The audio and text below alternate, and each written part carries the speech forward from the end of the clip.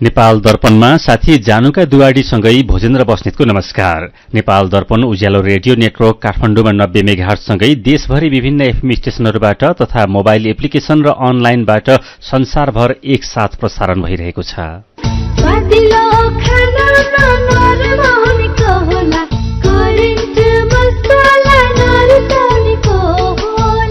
नेपाल दर्पणको साथमा करेन्ट मसला र करेन्ट चिया, स्वादको झट्का।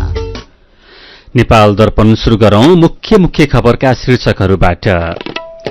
प्रधानमन्त्री शेरबहादुर देउबा आउँदो शुक्रबारदेखि 3 दिने भारत भ्रमणमा जाने, समकक्षी मोदीसँग 19 गते भेटवार्ता, जनकपुर जयनगर रेल सेवा शुभारम्भ गर्ने तयारी। अरू दलसँग चुनावी गठबन्धनको विषयमा कांग्रेसको केन्द्रीय समिति बैठकमै नेताहरू बीच विवाद, सभापति देउवा र वरिष्ठ नेता पौडेल गठबन्धनको पक्षमा, गठबन्धन गर्दा कार्यकर्ता बिच्किने महामन्त्री गगन थापाको तर्क। काठमाडौँ विश्वकै प्रदूषित शहरको पहिलो नम्बरमा, जमिन तातिएर बनेको स्थानीय वायुको कारण केही ठाउँमा पानी पर्दै वसन्त ऋतुमा हिमाल आरोहणका लागि अनुमति दिने क्रम शुरू। भारत र चीनले रूसबाट सस्तो मूल्यमा पेट्रोलियम पदार्थको आपूर्ति बढाए, अमेरिका र युरोपको प्रतिबन्धमा परेको रूसलाई राहत। र त्रिदेशीय टी20 श्रृंखलामा नेपालले पपुवा न्युगिनीलाई 15 रनले हरायो। आईपीएल क्रिकेटमा गुजरात र लखनऊको खेल चल्दै। कृषि, भेटेनरी र इन्जिनियरिङ संकायतर्फ स्नातक तह अध्ययनका लागि नयाँ भर्ना सम्बन्धी नेपाल पोलिटेक्निक इन्स्टिच्युट भरतपुर चितवनको सूचना। विगत 27 वर्षदेखि गुणस्तरीय प्राविधिक शिक्षा प्रदान गर्दै आइरहेको Nepal polytechnic institute NPI Bharatpur चितवनमा शैक्षिक वर्ष 2078 का लागि स्नातक तहमा इन्जिनियरिङ तर्फ बीई सिभिल र बीई इलेक्ट्रिकल, कृषि तर्फ BScAg, BVSc and AH, veterinary doctor शैक्षिक कार्यक्रममा पुनः प्रवेश परीक्षा हुन गइरहेकाले इच्छुक विद्यार्थीहरूबाट विस्तृत जानकारीका लागि कलेजमा सम्पर्क राख्न सूचित गरिन्छ। थप जानकारीका लागि Nepal polytechnic institute NPI Bharatpur Chitwan. Phone number 056 596 617, 421 261, mobile 98 550 60 768, 98 550 60 769 र 98 550 52 783। युनाइटेड टेक्निकल कलेज भरतपुर चितवनको नयाँ भर्ना सम्बन्धी सूचना। पोखरा विश्वविद्यालयबाट सम्बन्धन प्राप्त, आईएसओ 9001-2015 सर्टिफाइड, दक्ष तथा अनुभवी प्राध्यापकद्वारा अध्यापन गराइने, हरेक वर्ष सर्वोत्कृष्ट नतिजा ल्याउन सफल, स्नातकोत्तर तह समेत अध्यापन हुने विशुद्ध engineering college united technical college चितवनमा बीई सिभिल, कम्प्युटर र इलेक्ट्रिकल एन्ड इलेक्ट्रोनिक्स विषयमा नयाँ भर्ना खुलेको जानकारी गराइन्छ। सम्पर्क फोन 056 593 931, मोबाइल 98 550 50 859, 98 550 50 860।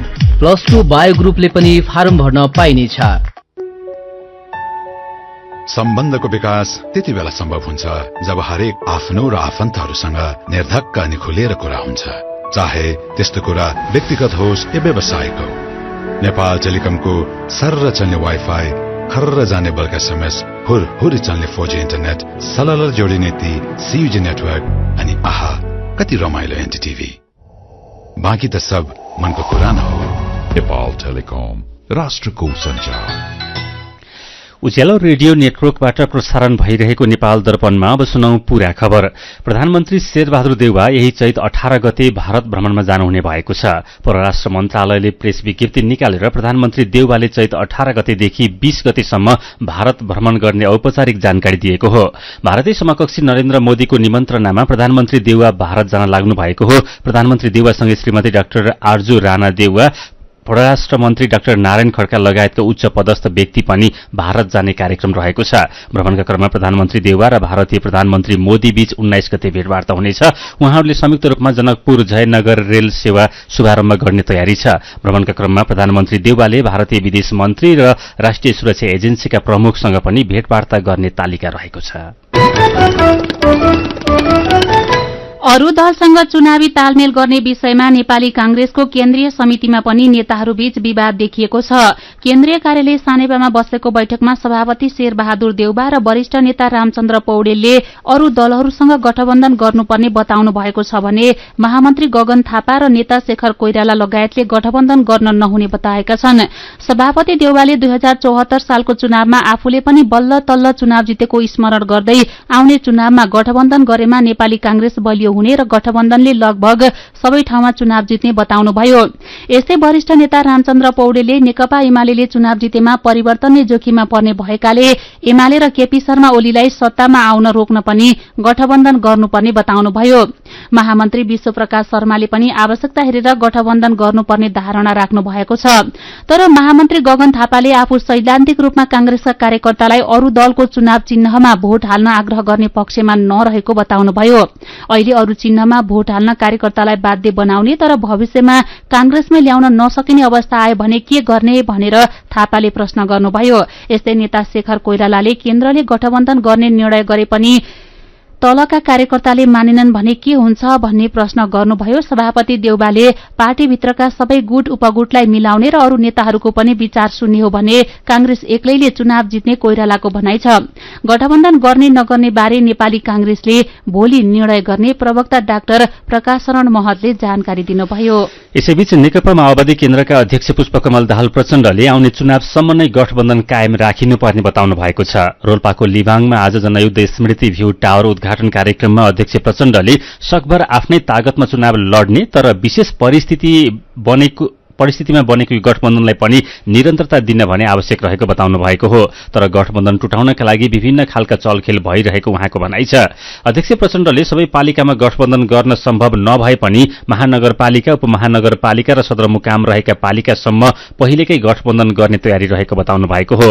प्रचण्डले आफूलाई अप्ठ्यारो पर्दा सधैँ रोल्पा सम्झने गरेको पनि बताउनुभयो। प्रचण्डले भन्नुभयो विगतमा पनि आफूलाई अप्ठ्यारो पर्दा रोल्पा आएर नयाँ ऊर्जा लिएर फर्कन्थे। यस्तै नेकपा एमालेका अध्यक्ष केपी शर्मा ओलीले देशमा रहेका सबै दलहरू गठबन्धन बनाएर अघि बढे पनि चुनावमा एमालेलाई हराउन नसक्ने दावी गर्नु भएको छ। कपिलवस्तुमा भएको पार्टी प्रवेश तथा आमसभामा अध्यक्ष ओलीले एमाले एक्लै प्रतिस्पर्धा गर्न सक्षम रहेको जिकिर गर्नुभएको हो।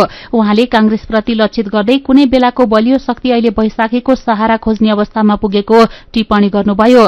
कार्यक्रममा 2074 सालको स्थानीय चुनावमा स्वतन्त्र समूहबाट निर्वाचित कपिलवस्तु निर्वाचन क्षेत्र नम्बर 2 का संघीय सांसद ब्रिजेश कुमार गुप्ता र प्रदेश सांसद धर्म बहादुर श्रीवास्तव 5 जना वडा अध्यक्षहरू सहितका नेता कार्यकर्ता एमालेमा प्रवेश गरेका छन्।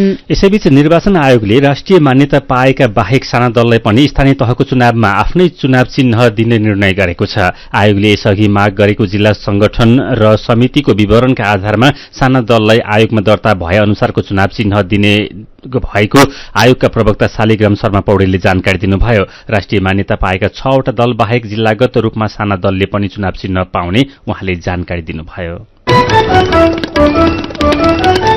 खडेरी आगलागी र जथाभावी विकास निर्माणका कामले गर्दा प्रदूषण बढ्दै गएको छ। विशेष गरी काठमाडौँ, पोखरा, विराटनगर लगायतका शहरमा दिनदिनै वायु प्रदूषणको मात्रा घातक अवस्थामा पुग्ने गरेको छ।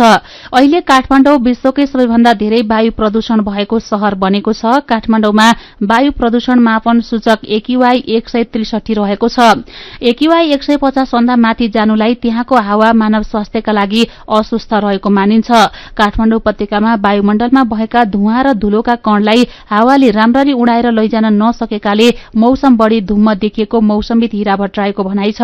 विश्वका प्रदूषित शहरहरूको सूचकको दोस्रो नम्बरमा बंगलादेशको ढाका परेको छ। नेपालको पोखरा, सिमरा, भरतपुर, धनकुटा लगायतका ठाउँमा पनि वायु प्रदूषण मानव स्वास्थ्यका लागि अस्वस्थ रहेको छ। अहिले काठमाडौँ उपत्यका सहित देशका केही पहाड़ी क्षेत्रको मौसम धुम्मिएको छ। विशेष गरी बागमती प्रदेश नम्बर 1 र गण्डकी प्रदेशका पहाड़ी क्षेत्रको मौसम धुम्मिनुका साथै केही ठाउँमा पानी परिरहेको मौसमविद हीरा भट्टराईले जानकारी दिनुभयो। जमिन तातेर स्थानीय स्तरमै बनेको हावाको प्रभावका कारण पहाड़ी क्षेत्रमा मौसम धुम्मिएको हो। स्थानीय हावाकै प्रभावका कारण अहिले केही बेरमा बागमती प्रदेश 1 र गण्डकी प्रदेशका केही ठाउँमा मेघ गर्जन, चट्याङ र हावाहुरी सहित पानी पर्ने सम्भावना छ। वसन्त ऋतुमा हिमाल आरोहणका लागि अनुमति दिने क्रम शुरू भएको छ। आजसम्म 16 वटा हिमाल आरोहणका लागि 128 जनाले आरोहण अनुमति लिएका पर्यटन विभागले जनाएको छ। अनुमति लिने मध्ये 96 जना पुरूष र 32 जना महिला रहेका छन्। आरोहीहरूबाट सरकारले 2,65,31,000 रूपियाँ रोयल्टी संकलन गरेको छ। सबैभन्दा धेरै अन्नपूर्ण हिमाल आरोहणका लागि 25 जनाले अनुमति लिएका छन्। सगरमाथा आरोहणका लागि आजसम्ममा 6 जना पुरूष र 3 जना महिला गरी 9 जनाले अनुमति लिएका छन्। कोरोना महामारीका कारण सन् 2020मा नेपालको आरोहण स्थगित गरिएको थियो। अघिल्लो वर्ष भने कोरोना जोखिमकै बीच पनि नेपालको पर्वतारोहण क्षेत्र उत्साहजनक भयो। यस वर्ष कोरोनाको जोखिम कम भएकाले पर्वतारोहण तथा पर्वतीय पदयात्रामा आउने पर्यटकको संख्या बढ़ने अपेक्षा गरिएको भए पनि रूस युक्रेन युद्धका कारण पर्वतीय पर्यटकको संख्या घट्ने सम्भावना बढ़ेको पर्यटन व्यवसायीहरूले बताएका छन्। यसैबीच वसन्त ऋतुमा हुने हिमाल आरोहणलाई अनुगमन तथा सहजीकरण गर्न पर्यटन विभागले समिति गठन गरेको छ। पर्यटन विभागका निर्देशक एवं पर्वतारोहण शाखाका प्रमुख सूर्य प्रसाद उपाध्यायको संयोजकत्वमा समिति गठन गरिएको विभागले जनाएको छ। सीधा कुरा प्रष्ट विचार। यो हो उज्यालो रेडियो नेटवर्क काठमाडौँमा 90 मेगाहर्ज, नेपाल दर्पणमा रिपोर्टसँगै खबरको सिलसिला बाँकी नै छ, सुन्दै गर्नुहोला। ए चिठा पर्यो चिठा किन छ र चिठा पढ्न? ए मदन बहादुर पनि बुढो मान्छे भएर के चिसिरहेको नि, थाहै नभए जस्तो। सानीमा ब्याङ्कले रेमिटेन्स मुद्दती खातामा उच्च 12.03% सम्म ब्याज दर दिइरहेको छ भनेपछि एकदम सुरक्षित ब्याङ्कमा उच्च ब्याज दर, त्यो पनि हरेक महिना पाउने भएपछि चिठा पर्यो नि त। साँच्ची एकदम कम निष्क्रिय कर्जा भएको सुरक्षित ब्याङ्क भएर पनि उच्च ब्याज दर दिनु त चिठा नै पर्नु हो। अब म सानीमा ब्याङ्कमा 12.03% ब्याज दरमा मुद्दती खाता खोलो भनेर विदेशमा बस्ने छोरीलाई पनि भनिहाल्छु। नबिर्स है, सानीमा ब्याङ्कले अन्य मुद्दती खातामा पनि 11.03% सम्म ब्याज दिइरहेछ नि। थाहा छ क्या, थाहा छ। थाहा भएर नै सानीमा ब्याङ्क जान लाग्दो हो नि। तपाईहरू पनि सानीमा ब्याङ्कमा आजै उच्च ब्याज दरको मुद्दती खाता खोल्नुहोस्। अनलाइनबाट खाता खोल्नका लागि www.sanimabank.com मा लगइन गरी एप्लाई फर अनलाइन अकाउन्टमा क्लिक गर्नुहोस्। थप जानकारीका लागि 9801190119 मा सम्पर्क गर्नुहोला। जब पैसा चाहिन्छ आयामी गर्न आइन्छ, उतार पैसा पठाइन्छ, साह्रै नै रमाइन्छ। किनभने ढुक्कले पैसा पठाइन्छ, 1 GB डेटा पाइन्छ। ढुक्कले पैसा पठाइन्छ, 1 GB डेटा पाइन्छ। आइमी गरौँ रमाऊ, किनकि विदेशबाट MoneyGram, instant cash, easy remit र अल अन्सारी एक्सचेन्जबाट पठाएको रकम नेपालमा एनसेल प्रयोगकर्ताहरूले आइमी गरेर प्राप्त गर्दा 1 GB डाटा फ्रीमा पाइन्छ। आइमी गरौँ है। थोरै बचत धेरै कायदा, बीमाका छन् फाइदा। सरकारी स्वामित्व र बीमाको क्षेत्रमा विश्वसनीय नाम राष्ट्रिय बीमा संस्थान। जीवन बीमाका लागि आजै राष्ट्रिय बीमा संस्थान रामशाहपथ काठमाडौँ वा नजिकैको शाखामा सम्पर्क गरौं। तपाईँ अहिले रेडियो, मोबाइल एप्लिकेशन र अनलाइनबाट प्रसारण भइरहेको उज्यालो रेडियो नेटवर्कको नेपाल दर्पण सुन्दै हुनुहुन्छ। यतिन्जेल हामीले प्रधानमन्त्री शेरबहादुर देउवा यही शुक्रबारदेखि 3 दिने भारत भ्रमणमा जाने अरू दलसँग चुनावी गठबन्धनको विषयमा कांग्रेसको केन्द्रीय समिति बैठकमा नेताहरूबीच विवाद, काठमाडौँ विश्वकै प्रदूषित शहरको पहिलो नम्बरमा लगायतका खबर प्रस्तुत गर्यौं। अब बाँकी खबर। पछिल्लो 24 घण्टामा 21 जनामा कोरोना भाइरसको संक्रमण पुष्टि भएको छ। पीसीआर र एन्टिजेन गरी 6309 जनाको नमूना परीक्षण गर्दा 21 जनामा कोरोना भाइरसको संक्रमण पुष्टि भएको स्वास्थ्य तथा जनसंख्या मन्त्रालयले जनाएको छ। थप 319 जना कोरोना संक्रमित निको भएका छन्। पछिल्लो 24 घण्टामा कोरोना भाइरसको संक्रमणका कारण कसैको पनि ज्यान गएको छैन। अहिले नेपालमा 1254 जना कोरोना भाइरसका सक्रिय संक्रमित रहेका छन्। यसैबीच पछिल्लो 24 घण्टामा 1,06,079 जनाले कोरोना विरूद्धको खोप लगाएका स्वास्थ्य तथा जनसंख्या मन्त्रालयले जनाएको छ। वीर अस्पतालले रगतजन्य आनुवंशिक रोगको निशुल्क उपचार सेवा शुरू गरेको छ। आज एक कार्यक्रम आयोजना गरी अस्पतालले रगतजन्य आनुवंशिक रोगहरूको निशुल्क उपचार सेवा शुरू गरेको हो। अस्पतालबाट अब रगतजन्य रोगहरूको निशुल्क उपचार गर्न पाइनेछ। कार्यक्रममा वीर अस्पतालका निर्देशक डाक्टर भूपेन्द्र बहादुर बस्नेतले आजदेखि रगत र रगतसँग सम्बन्धित रोगहरूको उपचार निशुल्क सेवा शुरू भएको बताउनुभयो। उहाँले अबका दिनमा अस्पतालमा बोन म्यारो ट्रान्सप्लान्ट सेवा नियमित गर्नेतर्फ लागिरहेको पनि बताउनुभयो। ग्रामीण क्षेत्रका कतिपय बासिन्दा आर्थिक अभावका कारण स्वास्थ्य समस्या हुँदा पनि अस्पतालसम्म पुग्न सकिरहेका छैनन्। गाउँघरमा बेला बेला सञ्चालन हुने स्वास्थ्य शिविरले उनीहरूलाई ठूलो राहत दिने गरेको छ। यस्ता शिविरबाट ग्रामीण क्षेत्रका नागरिकको स्वास्थ्य समस्या पहिचान र उपचारमा सहयोग पुग्ने गरेको छ। लमजुङका उज्यालो सहकर्मी श्यामशीतल परियारको रिपोर्ट। कोरोना प्रभाव कम हुन थालेपछि विभिन्न संघ संस्थाले पहिले जस्तै गाउँघरमा स्वास्थ्य शिविरहरू सञ्चालन गर्न थालेका छन्। घर दैलोमै हुने स्वास्थ्य शिविरबाट निशुल्क स्वास्थ्य सेवा पाउँदा नागरिक खुशी छन्। लमजुङको दोर्दे गाउँपालिका 2 अर्चल बोटकी गीता देवी रेग्मी। उपचार अब टाढा जानुभन्दा नजिकै भयो। सबैजना हामी दिदीबहिनी महिला दिदीबहिनीहरू एकदम खुशी छौं। राज्यको खासै पहुँच नपुगेका आर्थिक अभाव भएका दुर्गम ठाउँका नागरिक अझै पनि रोग पालेर घरमै बस्नुपर्ने बाध्यात्मक अवस्था छ। स्वास्थ्य संस्थामा समयमै उपचारका लागि पुग्न नसक्दा जटिल स्वास्थ्य समस्या पनि निम्तिने गर्छ। तर विभिन्न संघ संस्थाले विभिन्न अवसरमा गाउँठाउँमा सञ्चालन गर्ने निशुल्क विशेषज्ञ डाक्टर सहितको स्वास्थ्य शिविरहरू दूरदराजका नागरिकसम्म स्वास्थ्य सेवाको पहुँच पुर्याउने प्रभावकारी माध्यम बन्ने गरेको गण्डकी प्रदेश स्वास्थ्य तथा जनसंख्या मन्त्री मधुमाया अधिकारी गुरुङ बताउनुहुन्छ। शहर बजारमा काठमाडौँ, पोखरा, चितवन लगायतका ठाउँहरूमा जान नसक्ने आर्थिक अभाव भएका व्यक्तिहरूलाई चाहिँ यो स्वास्थ्य शिविरले चाहिँ असाध्यै महत्वपूर्ण भूमिका निर्वाह गरिराखेको अवस्था छ र अब पनि गर्नेछ। घर गाउँमै सञ्चालन हुने स्वास्थ्य शिविरले नागरिकको समय र पैसाको समेत बचत गर्न सघाउ पुर्याउने गरेको छ। विशेष गरी आर्थिक समस्या भएका वृद्ध वृद्धा, अपाङ्गता भएका व्यक्तिहरूका लागि पनि निशुल्क स्वास्थ्य शिविरहरू लाभदायक हुने गरेका छन्। घर गाउँमा रहेका नागरिकको स्वास्थ्य समस्याको समयमै पहिचान गरी उपचारमा सहज पुर्याउन स्वास्थ्य शिविरहरू उपयोगी हुने भएकाले यस्ता शिविरहरू सञ्चालन भइरहनु पर्ने चितवन मेडिकल कलेज भरतपुरकी रेडियोलोजिस्ट डाक्टर नेहा विष्ट बताउनुहुन्छ। सुगम भनेर कल लिएको ठाउँहरूमा पनि धेरै नै टाइममा थाहा नभएको समस्याहरू, उपचार नपाएको समस्याहरू धेरै नै हुँदो रहेछ भन्ने पनि महसुस भयो। त्यही भएर रेगुलरली यस्तो स्वास्थ्य शिविरहरू कुनै पनि संस्थाले आफ्नो सामाजिक उत्तरदायित्व पूरा गर्नको लागि एउटा गर्न सक्ने एउटा एकदमै युजफुल कदम जस्तो लाग्यो। राष्ट्रपति विद्यादेवी भण्डारीले न्यायिक समिति लोकतन्त्र र सभ्यताको वाहक भएको बताउनु भएको छ।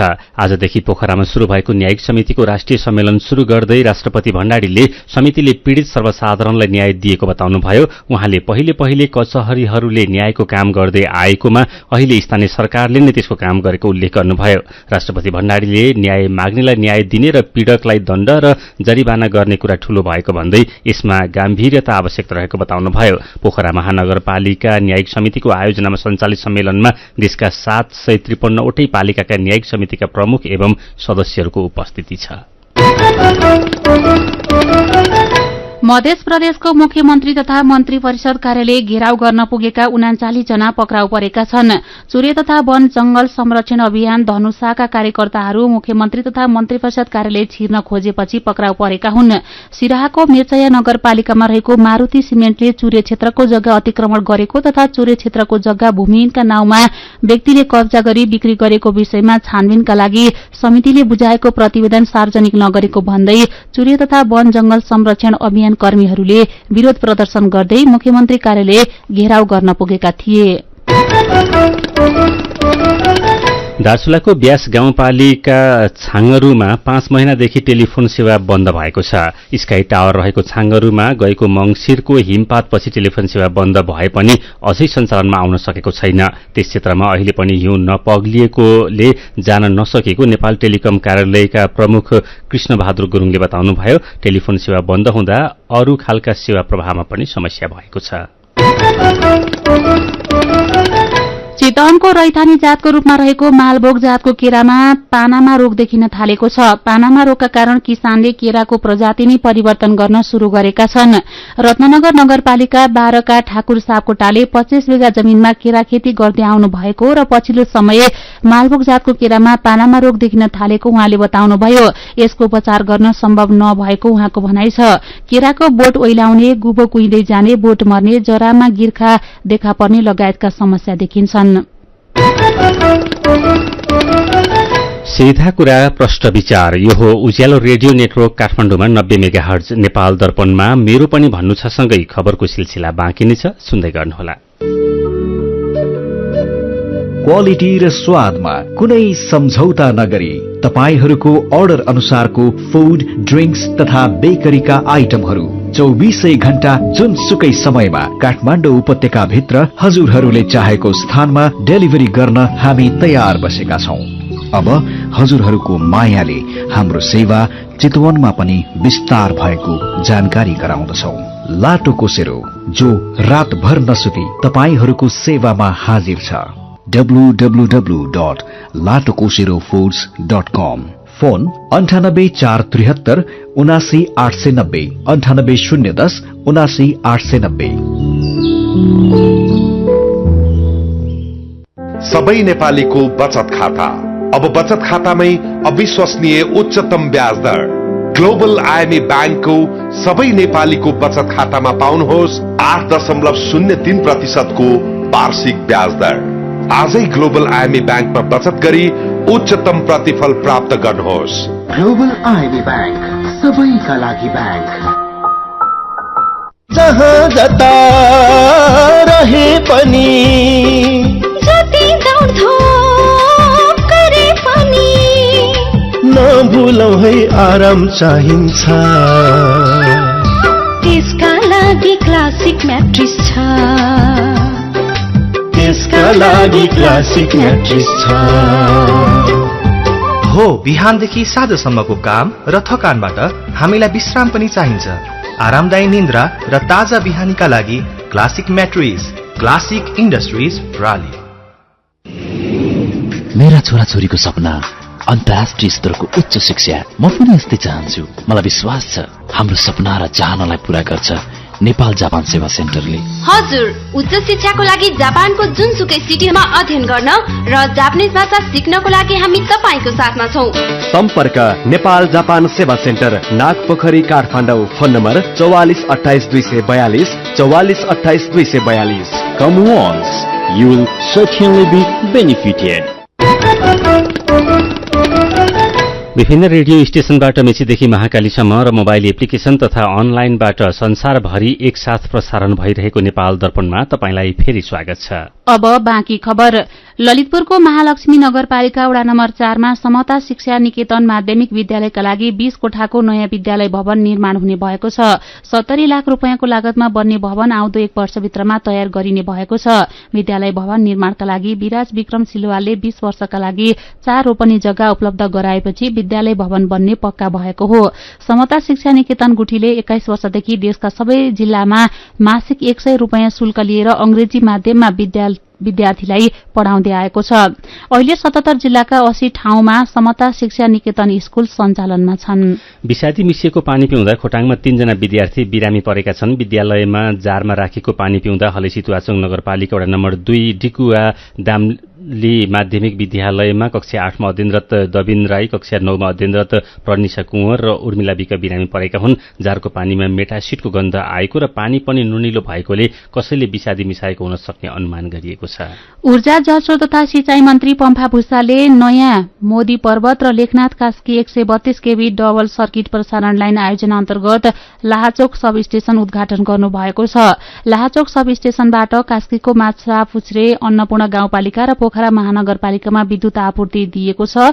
यसबाट त्यस क्षेत्रको विद्युत आपूर्ति गुणस्तरीय र भरपर्दो भएको छ। विद्युतको प्राविधिक चुहावट समेत घटेको छ। हिजो 41 अंकले घटेको शेयर बजार परिसूचक नेप्से आज 29.98 अंकले घटेर 2542.28 बिन्दुमा झरेको छ। 231 कम्पनीका 49,58,000 किता शेयर 2 अर्ब 54 करोड़ 53 लाख रुपियाँमा कारोबार भएका छन्। सबैभन्दा धेरै जीवन विकास लघु वित्तको 22 करोड़ 24 लाख रुपियाँको शेयर किनबेच भयो। समग्र बजार घट्दा पनि राष्ट्र उत्थान लघु वित्त र इमर्जिङ नेपाल कम्पनीको शेयर 10% बढेको छ। सर्लाहीमा मोटरसाइकल दुर्घटना हुँदा 2 जनाको ज्यान गएको छ। आज दिउँसो कविलासी नगरपालिका वडा नम्बर 10 सलेमपुरमा मोटरसाइकल बिजुलीको पोलमा ठोकिँदा मलंगवाका तौखिन मिकरानी र मकबुल लहरीको ज्यान गएको सर्लाही प्रहरीले जनाएको छ।